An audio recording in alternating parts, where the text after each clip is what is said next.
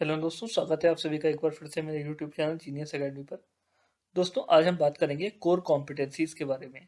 Core competencies क्या होता है, कैसे बनती है, क्या इसके जो है फीचर्स हैं, इन सारी बातों पर हम बात करेंगे। तो आइए फटाफट से वीडियो को शुरू करते हैं। What is core competencies? The concept of core competencies was proposed by C K Prahalad and Gary Hamel. Prahlad and Hamel define the core competencies as the collective learning in organization, especially coordinating diverse function, production, skill, and integrating various technology.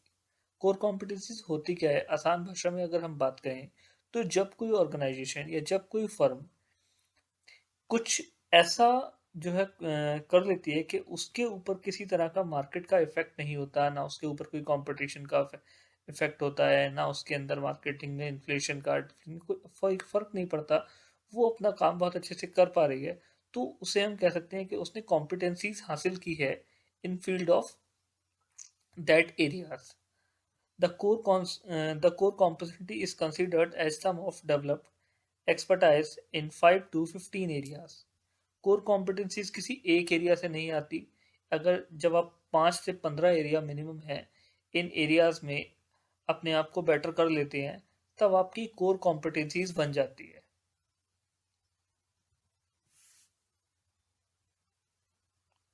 Core competency can not be built on single technology skill और know how.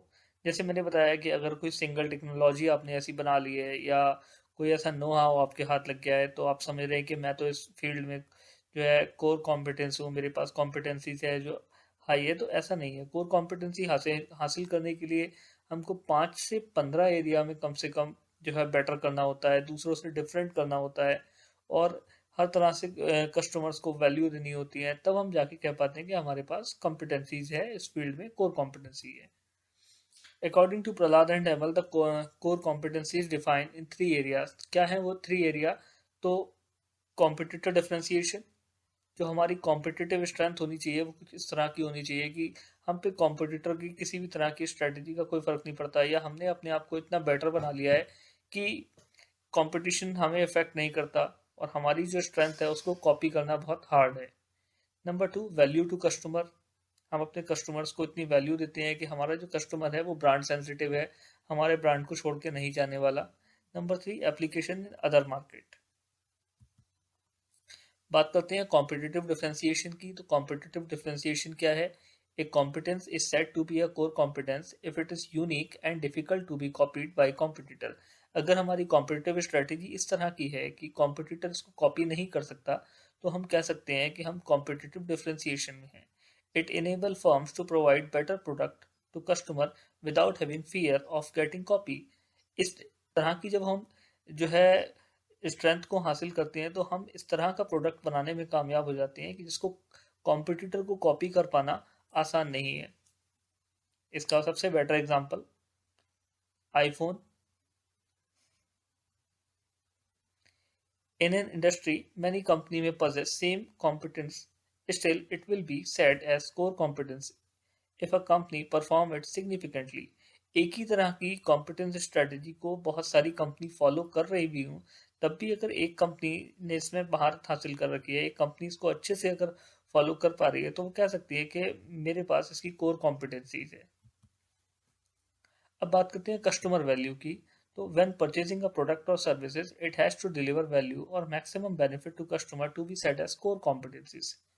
Competence should form the basis for customer to buy the product to be said as core competency। जब हम अपने product को, हमारा customer हमसे जो है जो प्रोडक्ट खरीद रहा है या कोई सर्विस हमसे अवेल कर रहा है, तो हम उसको मैक्सिमम वैल्यू दें। जो है मैक्सिमम हमारा जो मोटो है that is value to customer, जिससे वो कस्टमर हमारा ब्रांड सेंसिटिव हो जाए और वो हमारे ब्रांड पर बिलीव करे और हमारे ब्रांड को लेकर वो लॉयल रहे। तो हम कह सकते हैं कि हमने in terms of customer core competencies को अचीव किया है। Number 3, application to other market. Competencies need to be fundamental from the viewpoint of entire organization and should enable organization to exploit new market to be set as core competencies। जो competency होनी चाहिए वो इस तरह की होनी चाहिए कि उसका जो फंडामेंटल हो वो पूरे ऑर्गेनाइजेशन को लेके हो, और जो है वो कॉम्पिटेंसी हमको न्यू मार्केट में जो है एक पोटेंशियल दे पाए एंटर करने का। जैसे हम बात करें वॉलमार्ट की, तो वॉलमार्ट पूरे वर्ल्ड फेमस है कि इन टर्म्स ऑफ कॉस्ट ये एक जो है कॉम्पिटेंस है, इनके पास कोर कॉम्पिटेंसी है, इनसे सस्ता कोई और नहीं दे सकता, तो उनके पास इस चीज में महारत है।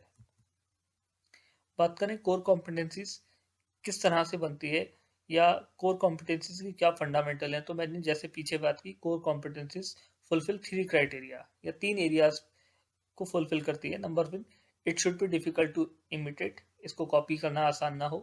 Contribute in customer value, customers की वैल्यू को बढ़ाए। It should provide potential areas to new market, new market का पोटेंशियल हमारे लिए बनाए कि हम उसमें एंटर कर सकें।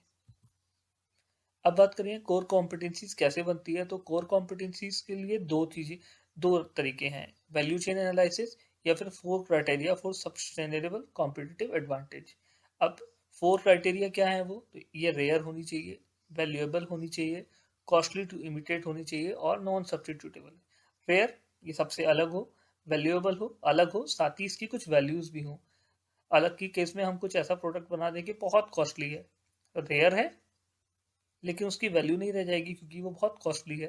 तो रेयर की केस पे वो अलग भी होना चाहिए और वैल्यूएबल भी होना चाहिए, और कॉस्टली टू इमिटेट, आसानी से कॉपी ना किया जा सके।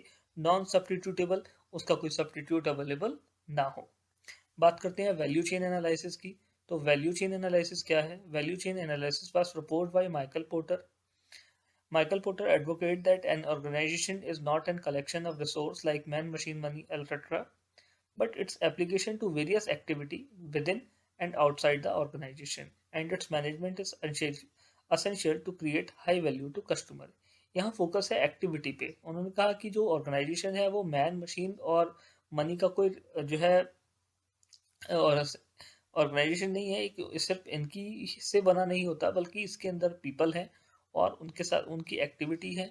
एक्टिविटी दो तरह की है, एक्टिविटी जो हमने बात की प्राइमरी एक्टिविटी और सपोर्ट एक्टिविटी। एक्टिविटी पे हम मेन फोकस है, तो आइए पहले एक्टिविटी की बात करते हैं। Activity, there are 2 types of activity, primary and support. Primary activity क्या है, प्राइमरी एक्टिविटी के अंदर 5 टाइप की एक्टिविटीज की हमने बात की, inbound, operation, outbound, marketing and sales and services. Support activity 4 है, फर्म का infrastructure, technology development, HR management और प्रोक्योरमेंट। इन्होंने कहा कि जो हमारी सपोर्ट एक्टिविटी है, ये चारों सपोर्ट एक्टिविटी पांचों प्राइमरी एक्टिविटी को बराबर सपोर्ट दें, जिससे इनबाउंड लॉजिस्टिक यानी कि माल फर्म के अंदर, रॉ मटेरियल फर्म के अंदर आने से पहले से लेके और सेल होने के बाद की सर्विसेज तक जो है सपोर्ट सर्विसेज मिलती रहे, जिससे कस्टमर की लेके वैल्यू क्रिएट हो सके, कस्टमर वैल्यू क्रिएट हो, और ये जो हम सपोर्ट सर्विसेज देंगे इससे हमारा मार्जिन बनेगा। तो यहाँ ये फोकस था एक्टिविटी पे। तो हमने दोबारा, मैं एक बार फिर से रिपीट कर देता हूँ, एक्टिविटी दो तरह की है, primary activity, support activity. Primary activity क्या है, सबसे पहले इनबाउंड लॉजिस्टिक। इनबाउंड लॉजिस्टिक मतलब रॉ मटेरियल जो हमारी कंपनी के अंदर आ रहा है वो, उसके बाद ऑपरेशन, उसको बनाना, और आउटबाउंड लॉजिस्टिक उसको कंपनी से बाहर मार्केट में पहुंचाना, उसके बाद मार्केटिंग एंड सेल, बेचना, और यहाँ पर आफ्टर सेल सर्विसेज। ये हमारी 5 प्राइमरी एक्टिविटी है जो एक फर्म की है। अब इन पांचों प्राइमरी एक्टिविटी को बेटर करने के लिए 4 सपोर्ट सर्विसेज की बात की हमने, फर्म का infrastructure, human resource management, technology development और प्रोक्योरमेंट। ये चारों सपोर्ट सर्विसेज पांचों प्राइमरी एक्टिविटी को जब बराबर से सपोर्ट करती हैं और हम पांचों एरियाज में बेटर करती हैं, तब हमारी वैल्यू बढ़ती है इन terms of customer value. Customers के सामने हम अपनी वैल्यू क्रिएट कर पाते हैं, और ये यहाँ से हमारे बनते हैं मार्जिन।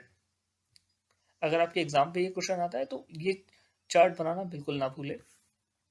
आइए फिर से बात करते हैं पीछे वैल्यू चेन एनालिसिस की, तो अब समझते हैं। Value chain analysis was proposed by Michael Porter. Michael Porter advocate that an organisation is not an collection of resource like man, machine, money et cetera, but it's application to various activity within and outside the organisation. इसका जो application है वो बहुत सारी activities में है, with in और outside, अंदर और बाहर दोनों तरफ।